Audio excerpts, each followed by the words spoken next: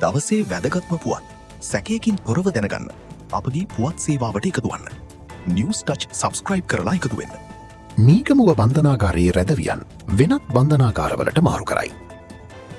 ආරක්ෂිත පියවරක් ලෙස මීගමුව බන්ධනාගාරයේ රඳවා සිටින රැදවියන් වෙනත් බන්ධනාගාර වෙත කඩිනමින් මාරු කර යැවීම සඳහා මේ වන විට අවශ්‍ය පියවර ගනිමින් සිටින බව බන්ධනාගාර බලධාරීන් පවසනවා. එහි ඇති වූ නොසන්සුන්කාරී වාතාවරණය සහ ඉන් අනතුරුව මතු වූ ආරක්ෂක තත්ත්වයන් සැලකිල්ලට ගනිමින් බන්ධනාගාරයේ තදබදය අවම කිරීම සහ ආරක්ෂාව තහවුරු කිරීමේ අරමුණින් මෙම පියවර ගැනීමට තීරණය කළ බවයි පැවසෙන්නේ. ඒ අනුව බන්ධනාගාරයේ රැඳවියන් පිරිසක් දිවයිනේ අනෙකුත් ප්‍රධාන බන්ධනාගාර වෙත අදියර කිහිපයක් යටතේ රැගෙන යාමට කටයුතු සූදානම් කර ඇති බව බන්ධනාගාර ආරංචි මාර්ග වැඩිදුරටත් සඳහන් කරනවා.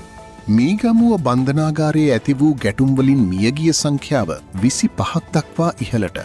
මීගමුව බන්ධනාගාරය තුළ අද දින යළිත් ඇති වූ තත්ත්වය හේතුවෙන් බන්ධනාගාර නිලධාරීන් ඇතුළු පුද්ගලයන් 25 දෙනෙක් ජීවිතක්ෂයට පත්ව ඇතැයි පොලිසිය පවසනවා. බන්ධනාගාරය තුළ හටගත් මෙම නොසන්සූන්කාරී තත්ත්වය පාලනය කිරීමට උත්සාහ කිරීමේදී සහ දෙපාර්ශවය අතර ඇති වූ ගැටුම් හේතුවෙන් තවත් පුද්ගලයන් 100කට අධික පිරිසක් තුවාල ලබා ඇතයිද වාර්තා වේ.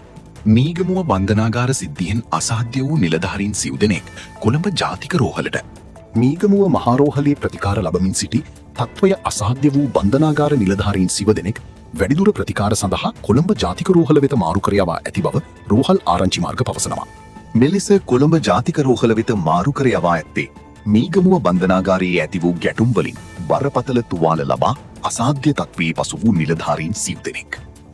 මීගමුව බන්ධනාගාර ගැටුම ගැන සෙවීමට ත්‍රිපුද්ගල කමිටුවක් පත් කෙරේ. මීගමුව බන්ධනාගාරය තුළ ඇති වූ ප්‍රචණ්ඩකාරී සිද්ධිය සම්බන්ධයෙන් විධිමත් හා පුළුල් විමර්ශනයක් සිදු කිරීම සඳහා විශේෂ කමිටුවක් පත් කිරීමට අමාත්‍ය මණ්ඩලය අනුමැතිය ලබා දී තිබෙනවා.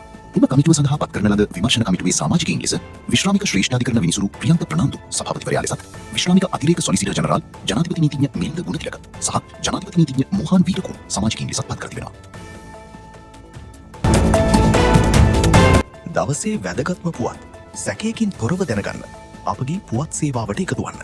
නිවුස් ටච් සබස්ක්‍රයිබ් කරලා එකතු වෙන්න. රැඳී සිටියාට ස්තුතියි.